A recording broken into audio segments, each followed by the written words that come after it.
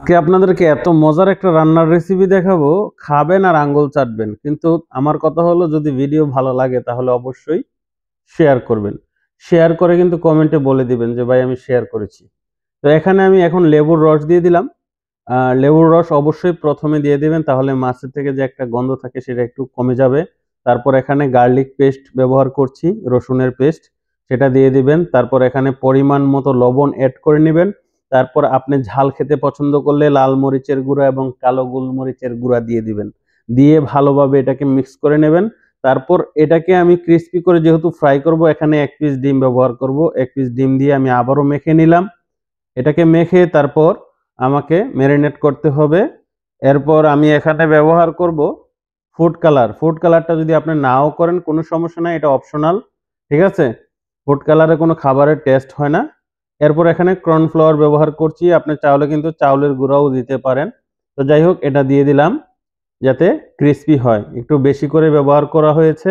তারপর একটু ময়দা দেওয়া হয়েছে, ময়দাটা দিয়ে এবার মেখে নিলাম। আমার কিন্তু ম্যারিনেট হয়ে গেছে। এর মাঝে আমি অন্য মাছ ফ্রাই করেছি। তো এই তেলেই আমি এখন মাছটা ভেজে নিচ্ছি। দেখেন মাছটা খুবই ক্রিস্পি হয়েছে, আর দেখতে কিন্তু খুবই সুস্বাদু কালার একটা এসেছে, যেহেতু অরেঞ্জ কালার ব্যবহার করা হয়েছে। তো এবার মাছটা আমি সম্পূর্ণ ফ্রাই হয়ে গেছে। এবার আমি সস তৈরি করব। সবচেয়ে ইম্পর্টেন্ট হলো এই সসটা। দেখেন মাছের অনেক স্বাদ বেড়ে যাবে। আমি গরম তেল ঢেলে দিয়ে তারপর এখানে কুচি কুচি করে পেঁয়াজ ঢেলে দিলাম 3 পিস। পেঁয়াজটার মাঝে ঢেলে দেওয়ার পর এখানে আমি আদা রসুন পেস্ট ব্যবহার করে দিলাম। বিশ্বাস করেন এটার সঙ্গে সঙ্গে রিভিউ চলে এসেছে যে খুবই ভালো। যাই হোক, এরপর আমি এখানে ব্যবহার করব যে স্পাইসেসগুলো একদম নর্মাল, যেটা আপনার ঘরেও আছে। আপনি কিন্তু চাইলে খুব সহজে আপনিও এটা রান্না করতে পারবেন, বেশি কোনো কিছু প্রয়োজন নাই। এখানে টমেটো দিয়ে দিলাম 2-3 পিস। ঠিক আছে, আপনি টমেটো ব্যবহার করবেন। আর বাংলাদেশ তো টমেটো এখন প্রায় 1-150 টাকা কেজি, সমস্যা নাই, একটা টমেটো দিলেও হবে। তো টমেটোটা দিয়ে এটাকে একটু মিক্স করে নেবেন।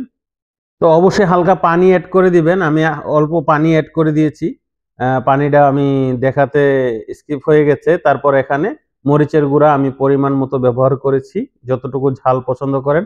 কালো গোলমরিচের গুঁড়া, সামান্য ধনিয়া, সামান্য জিরা গুঁড়া। জিরা আর ধনিয়াটা কিন্তু একদম সামান্য হবে। তারপর এটাকে ভালোভাবে জাল দিয়ে কষাতে হবে। ঠিক আছে, টমেটোটা গলে যাবে। তো দেখেন এটা কিন্তু সস হয়ে গেছে। এবার কাঁচামরিচ দিয়ে দিলাম কুচি কুচি করে, আবার কয়েকটা। মানে এটা ঝাল ঝাল হবে, হ্যাঁ, মরিচের গুঁড়া ঝাল, কালো গোলমরিচ ঝাল, কাঁচা মরিচও ঝাল ঝাল হবে। তো দেখেন অনেক সুন্দর একটা সস কিন্তু। তো এখানে আমি যদি টমেটো পেস্ট ব্যবহার করি তাহলে কিন্তু আরো সুন্দর একটা কালার আসে। কথা বুঝছেন? তো দেখেন আপনারা সম্পূর্ণ রেসিপিটা। অবশ্যই ভালো লাগলে শেয়ার করে দিয়েন। তো আমি এখানে টমেটো পেস্ট দিয়ে দিলাম। টমেটো পেস্টটা দিয়ে আবারও সুন্দরভাবে মিক্স করে দিচ্ছি। দেখেন কত সুন্দর একটা কালার এসেছে।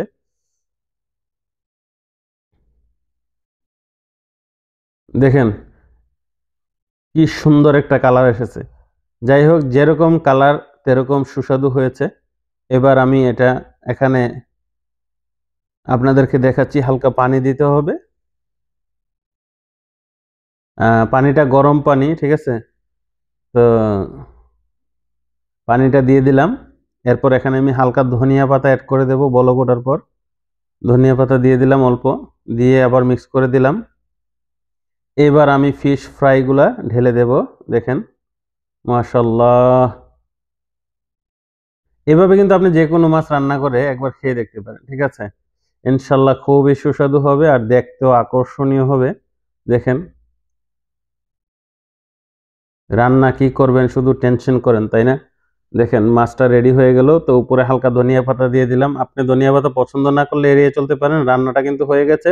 ভিডিওটা যদি সম্পূর্ণ দেখে থাকেন দয়া করে অবশ্যই কমেন্ট করে বলবেন কামরুল ভাই সম্পূর্ণ ভিডিওটা আমি অমুক জায়গা থেকে দেখেছি এবং শেয়ার করেছি। ধন্যবাদ।